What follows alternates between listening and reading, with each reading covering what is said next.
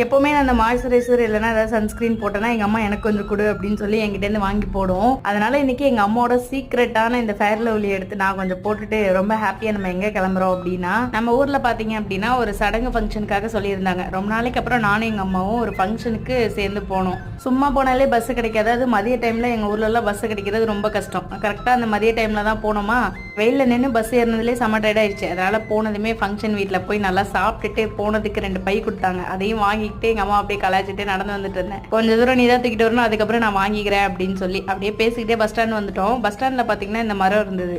இந்த பாட்டி அந்த பழத்தை தாவி தாவி பறிச்சுட்டு இருந்தாங்க. என்னன்னு கேட்டால் சுகருக்கு ரொம்ப நல்லது அப்படின்னாங்க. பேர்லாம் எனக்கு தெரியல. அப்புறம் வந்ததும் ஐஸ்கிரீம்லாம் சாப்பிட்டு கொஞ்ச நேரம் அப்படியே ஈவினிங்காக உட்காந்து பேசிட்டு தொட்டிக்கிட்ட ஆரம்பிச்சதுலேருந்து சரி மழை வந்துகிட்டே தான் இருந்தது. அப்பெல்லாம் ஓகே, இன்னைக்கு தான் பூச்சி பூசினாங்க. மழை பார்த்தீங்கன்னா அவ்வளோ இருட்டிட்டு வந்தது. ஆல்ரெடி மண்ணு கிடைக்காம தான் இதில் பண்ணிட்டு இருக்கோம். இதுவும் எங்க மழையில அரைச்சிட்டு போயிடுமோன்னு இந்த மாதிரி கூட்டி ஒதுக்கி ஃபுல்லாக கல்ல வச்சாச்சு. அவ்வளோதான் ஃப்ரெண்ட்ஸ், இந்த விலாக்ல பார்க்கலாம். பாய்.